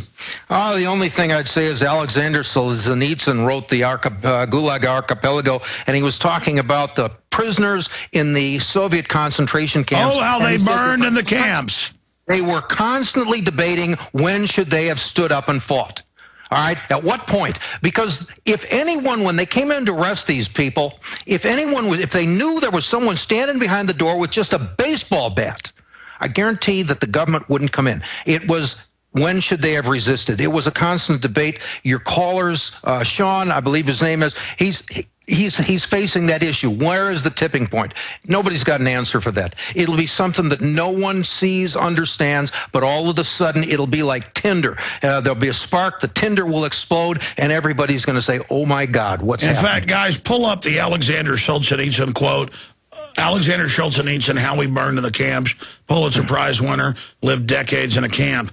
Look, here's the deal. The key to guerrilla warfare, if it comes to that, guerrilla warfare, is do not wait in your place for them to come for you. If it ever comes to that point, you choose the battlefield, you choose the time. You don't even need a firearm. A butter knife can get you any weapon you need. We're not looking for that. Okay, let me be clear. But once that path is chosen, once the war path is there, then it's total victory. It's defeat of the satanic globalist. Alfred? Yeah. I mean, part of the problem, what Sean needs to do right now, you keep your eyes and ears open. I don't know what the tipping point's going to be, but recognizing we're getting closer to that tipping point, your obligation is to prepare yourself. That's where you are right now. Be prepared. Be prepared. Learn, study, understand the moral foundation for what you're doing. Understand the technical foundation. What do you need for firearms, or what do you need in order to litigate? Be prepared. Exactly. We've got a lot of avenues to fight right now. Before you even think about physical action as some solution, it's way down the road. Pirate FM, local newsletters, going to city council, speaking out. Those are the things we need to use now, because believe me, it's easy to talk about violence. It's primitive, it's simple, it's quick. That's not the road to victory. We first have to get our word out and try to avert this peacefully. I agree. What I'm after, I just want to think it through so that when the moment happens that I'm steadfast, I'm not ready to compromise. Because what if they had a false flag terror tomorrow, and then boom, all of a sudden the town's on lockdown, they're coming around, hey, we need to get your guns because it's dangerous out here. You know, that's the kind of stuff I'm worried about. I'm thinking, okay, is this the moment, or do I go ahead and hand this over because maybe they'll lift off the ban tomorrow? Well, that's why they want a registration. You can hand them the junk today and then organize tomorrow. Always pick the time yourself. Never play on their time frame. I appreciate your call, Sean. Okay. This is the time for choosing. I mean, we are entering this phase. These are people poisoning our water, our food, on record. I've given you all the documents. These are demonic pigs. But at the same time, it's time to reach out to those that serve the system who aren't awake. There's the quote. And how we burned in the camps later, thinking, what would things have been like if every security operative, when he went out at night to make an arrest, had been uncertain whether he would return alive and had to say goodbye to his family, or if during periods of mass arrest, as the example of Leningrad, when they arrested a quarter of the entire city, people had not simply sat there in their lairs, appalling with terror at every bang on the downstairs door and every step on the staircase, but had understood that they had nothing left to lose. Oh, that's me, folks. You better believe it. And had bodily set up in the downstairs hall, as our founders gave us, an ambush of half a dozen people with axes. We got more than that, thanks to George Washington. Hammers, pokers, and whatever else we had at hand. After all, you knew ahead of time that those blue caps were out at night for no good purpose, and you could sure ahead of time that you'd be cracking the skull of a cutthroat. Or what about the Black Maria sitting out there on the street with one lovely chauffeur, talking about a commie leader. What if it had been driven off of its tires spiked? The organs would quickly have suffered a shortage of officers and transported, notwithstanding all of Stalin's thirst for your blood. The cursed machine would have ground to a halt. Alexander Solzhenitsyn. We'll go back to more calls, but your comment on that. This system feeds off your fear. And that's not just I've had a judge tell a friend of mine that. A judge told him, look, don't show any fear when you're in that courtroom. They feed off your fear. It's the same thing. What Solzhenitsyn was talking about is everyone was afraid to be the first one to fight.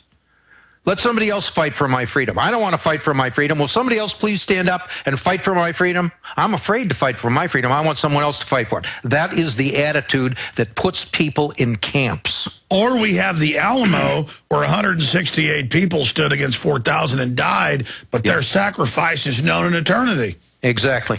That's exactly what we're talking about. It's a question of whether you will succumb to fear or you will stand up as an act of faith, an act of courage. And hard to do, easy to say, hard to do, but that's what it comes down to.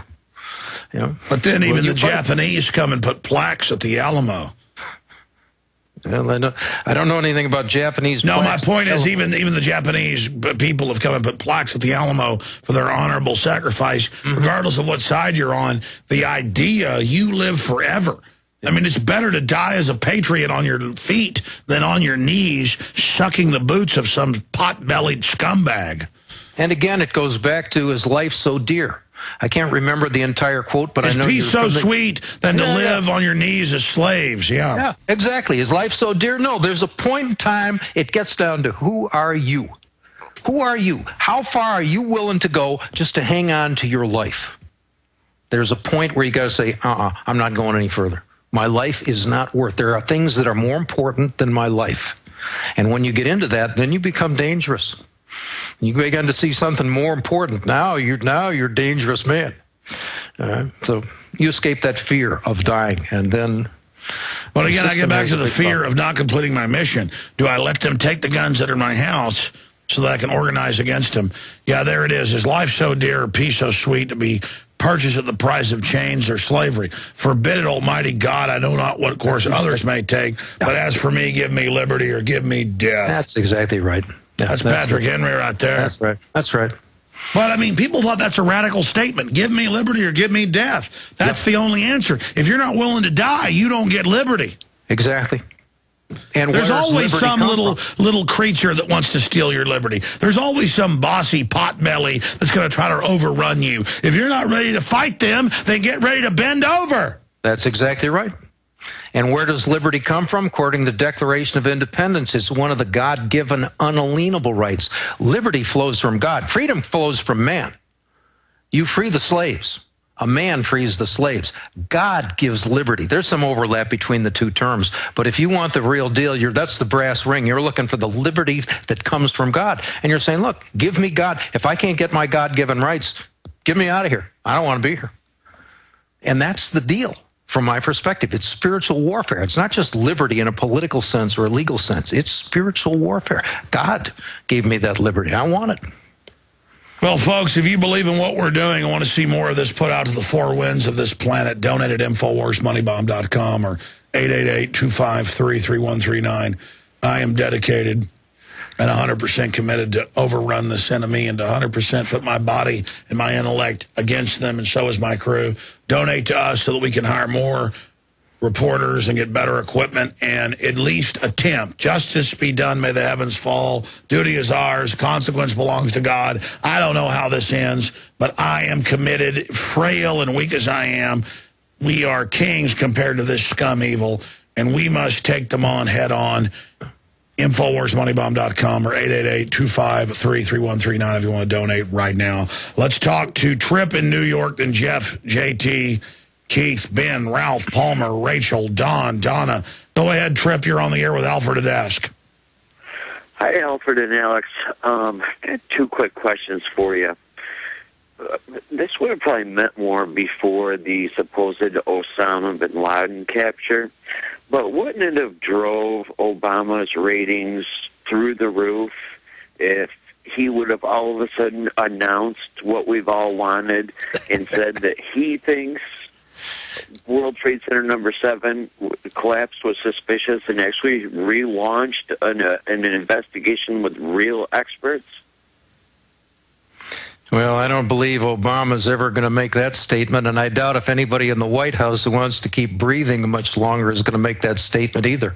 It's going to take an interesting revolution to get anyone in a significant position of power in government, especially the White House, to admit there's something suspicious. Well, look, I mean, it's come out the government's stealing the drugs and bringing the guns, or the different crime syndicates. They're a group of criminals. We'll never expect the criminals to admit they're a bunch of dirtbags. That just, when that happens, that means the Christ is back amongst us. It'll be one of the signs. When you get a president who admits the crimes that have been committed by our government, that means end times are definitely here, and the Christ he's either here or he's awful close. Anything else, Tripp? Yeah, well, I guess that takes that as we'll never hear that. But my second question is what is the Vatican thinking, wanting a world bank? Isn't it, if I'm not mistaken, isn't it signs of the end of times of one world government, one world bank? All of the powerful structures are in the throes of the wicked one. I mean, Alfred? I agree, but I would say this. Insofar as anyone, including the Vatican, is attempting to create a new world bank, we've got a lot of trouble happening in this world right now. And again, you look at Greece. They are refusing to pay the debt. Iceland already refused to pay the debt. It's not their debt. It turned out it was all owed by the banks. I understand. It's all a bunch of it's paying someone else's debt. There's all sorts of moral questions about it. If the people of the world, part of the Occupy Wall Street thing is motivated, at least part of it, by people who can't pay their college debts. There's millions of people who can't pay their mortgages right now. 4 million mortgages are 90 days or more behind on their payments. We are in a world right now where the debt can't be paid, and it's becoming increasingly obvious people are getting ready to just quit it. When they quit the debt, when they finally say, screw it, I'm not paying, that's all, I'm not paying, how about that? The debt-based monetary system will go with those debts. You're not going to just repudiate the national debt, and it's going to come to that, in my opinion. It has to, because it's too great to be paid. It's got to be repudiated. It's just a question whether you do it now or you do it 5 years from now or whenever. But it's got to be repudiated, in my opinion. If it does, you can't repudiate all that debt without also repudiating the debt-based monetary system. And from my perspective, without knowing the details of what's going on with the Vatican and perhaps trying to set up another bank or whatever, somebody's got to be looking at a new monetary system that's based on gold or silver. We're not going to, the debt can't be paid. I believe the debt-based monetary system's going down with it, and that means somebody's got to be putting a new banking system together right now in anticipation for this failure. Or at least that's the way it appears to me. Absolutely. You're absolutely right. Thank you, Tripp. Jeff in Houston, you're on the air. Go ahead. Interesting hearing what's happening in your house. We can hear a woman talking to people in the background. God, I love this. I love the sounds of domestic noises. JT in Texas, you're on the air. We'll go back to Jeff in a minute. Go ahead, JT. Yeah, I wanted to get Alfred's take on what the New World Order is doing to our kids. They seem to pay attention to them. What are these people's end game? End game is to make the children accept the fact. I mean, from my perspective, I harp on this business about animals. I've seen it. I understand it pretty well, and it's part of it. They are working on the kids because they want to condition them. You know, a lot of people, and we've all been conditioned to some degree. Theory of evolution is one classic example. That theory of evolution is pretty much mandated by the government, and most people think, well, that's just scientific, and it's okay to teach science in the class and the rest of that. But the fundamental premise of evolution is that we are evolved from animals, and therefore we are animals. To my mind, it's not just a coincidence that they want to teach and force people to understand and embrace the theory of evolution. If you're just an animal, it's not going to be remarkable to you to find law that says you're just an animal. It's not a surprise. It's scientifically correct. But people don't understand that under our Declaration of Independence, we are endowed by our Creator with certain unalienable rights, and they only flow to men and women. They don't flow to animals. If you don't get those God-given unalienable rights, you're nobody. Plus, third sentence in the Declaration says that to secure these rights, governments are instituted among men.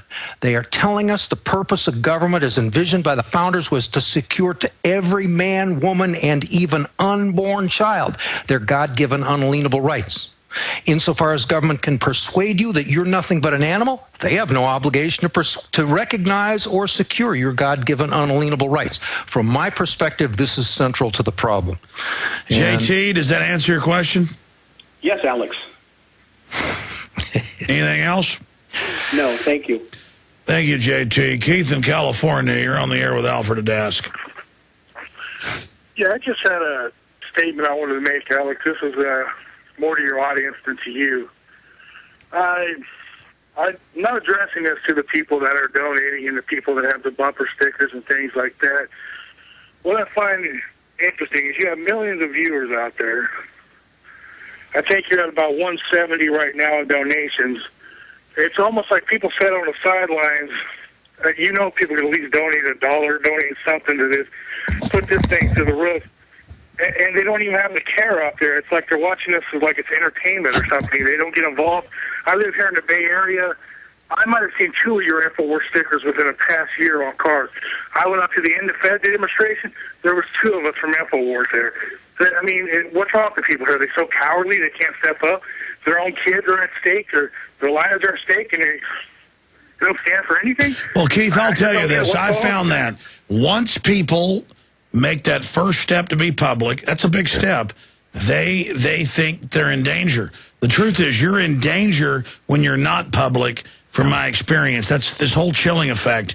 And yes, we're in a depression. And that's why I'm not even telling folks, hey, give us donations, we got to have them. It'll help me hire the next line of people so that we can do an even better nightly news and radio show and produce even more. And it'll have a great effect and reach tens of millions of people. Biggest bang for the buck out there.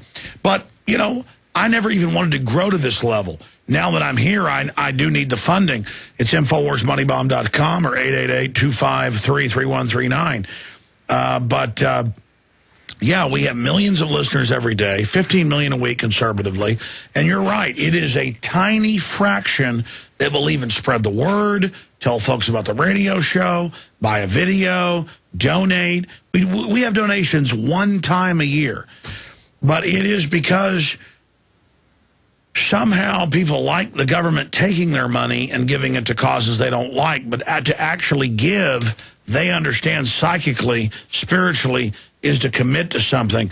Alfred, do you have any comments about this 27-hour broadcast? And I think it's great what we've raised so far. It's 170 or whatever. I mean, that's going to help us hire 2 or 3 people and do some stuff. I think it's great. I want to thank those that have donated. But yeah, I mean, Ron Paul should be given $1 billion. You know, Wall Street's giving that to Romney and Obama instead of Ron Paul getting $20 million. This show should get $20 million, not $500,000. I mean, it's like either give your treasure to the fight or have it taken and used against you. You know, it's like we ask, give to us if you want. The system just takes it. I agree, and it's partly a certain amount of fear. People are a little bit afraid.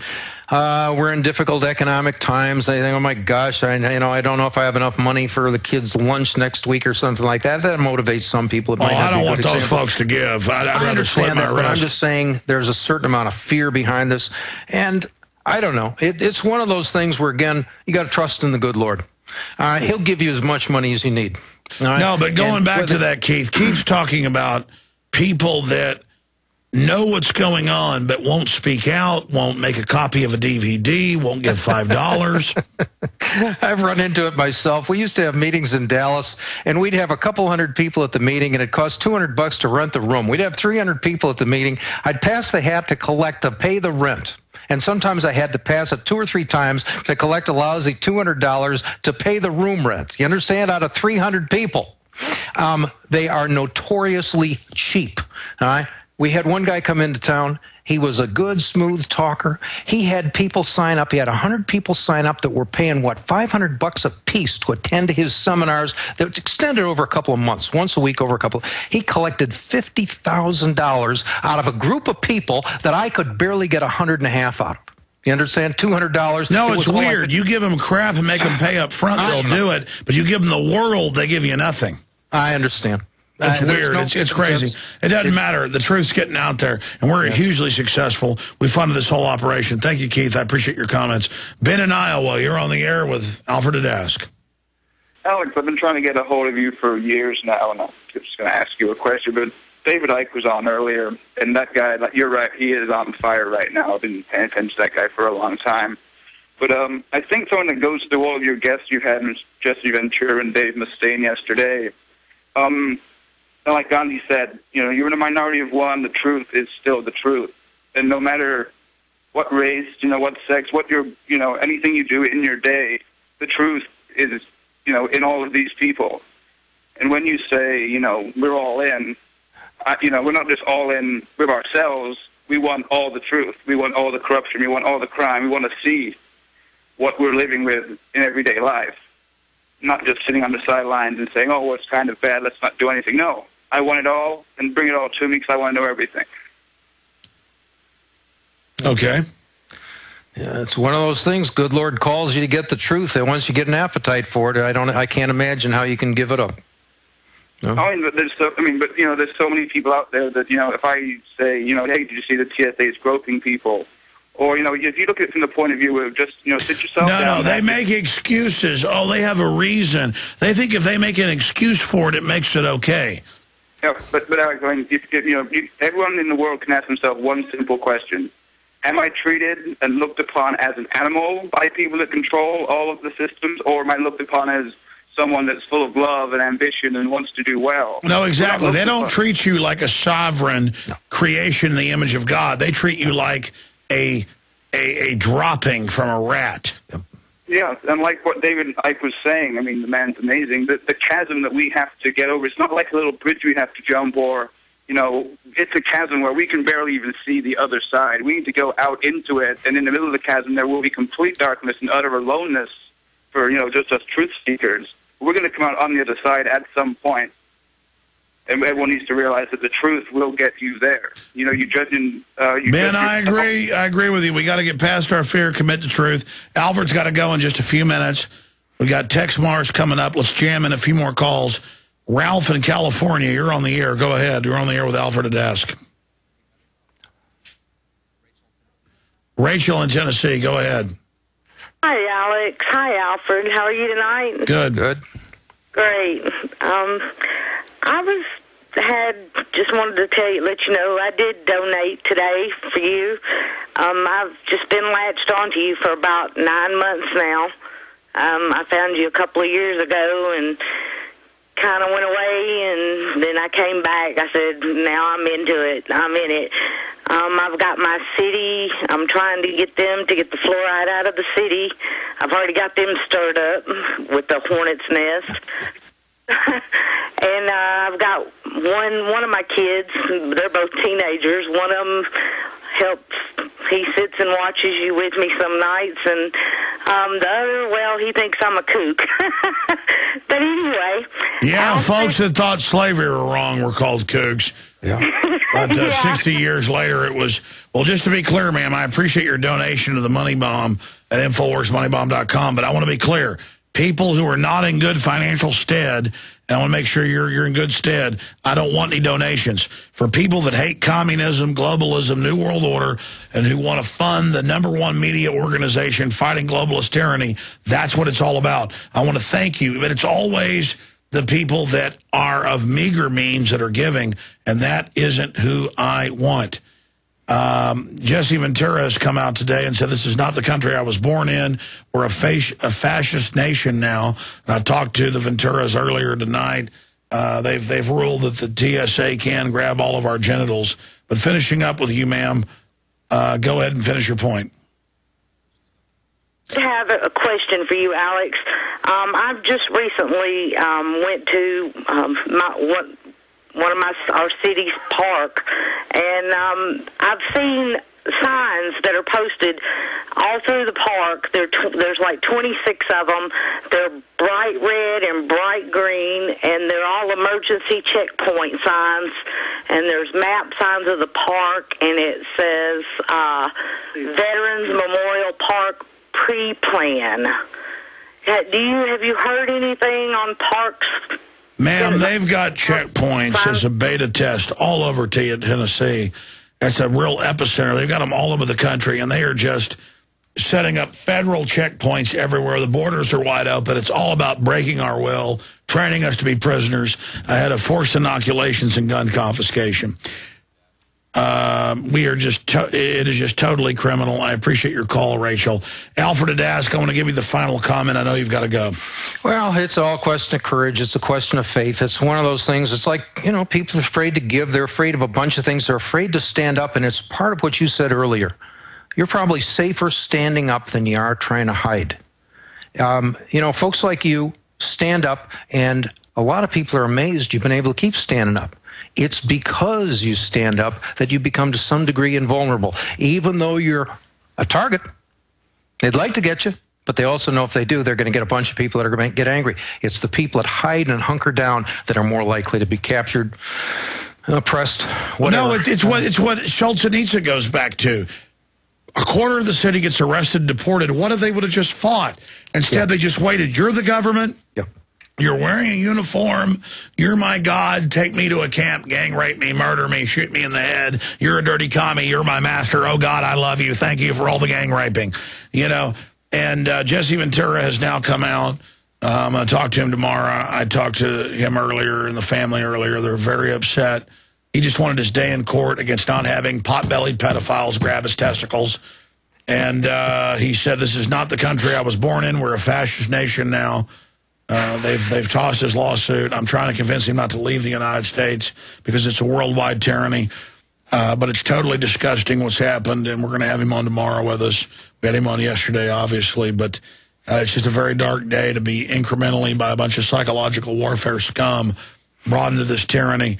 But Alfred, I really want to thank you for spending all this time with us, and I look forward to having you host the broadcast or be back as a guest in the near future. We really appreciate you. I appreciate the opportunity every single time, Alex. Thanks very much. I appreciate you. Time. Oh, thank you. God bless you, my friend. You're a good friend, and I look forward to meeting you in person. I've watched your great work for many years. What's the website if folks want to learn more?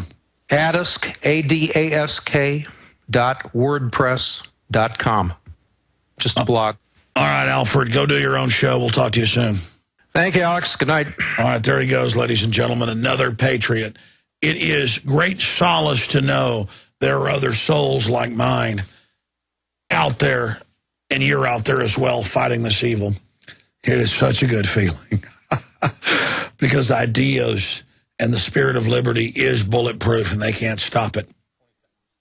We're going to go to break with this TSA internal checkpoints report, dovetailing what the last caller was talking about. Tex Mars will join us, and then Gerald Salente, and many more coming up. InfoWarsMoneyBomb.com to donate, or 888-253-3139. Be part of history. Help fuel the info war. We'll be right back. He is now the first state ever to work with simultaneous counterterrorism operations statewide. This was a massive operation, really bringing all federal, state, and local agencies together to not only do random searches, but also create an army of agents on wheels. Friday, listeners pointed out local news saying the Army was going to be out, regular Army running checkpoints, searching citizens with police. The governor got called, our listeners called. The Whiteville Police Department had plans to conduct a seatbelt checkpoint on Saturday, April 4th at Highway 64 within the city limits of Whiteville. The checkpoint was planned to be in conjunction with Homeland Security and the 251st Military Police in Bolivar. Representative from Tennessee, District 80. Sir, thank you for coming on with us. Sure, you're welcome. Thank you for having me, Alex. You bet. Now, we played the clip earlier of you on a local news station talking about Army checkpoints. The governor found out, thanks to you and others, and canceled it. Can you just, in a nutshell, tell us exactly, specifically, what was going on? Yes, I can. First of all, I have got to check. Now, I don't have concrete facts, but I don't think the military has, first of all, any jurisdiction to be checking seatbelts. When you look at the fact of a military unit being out, your daughter, my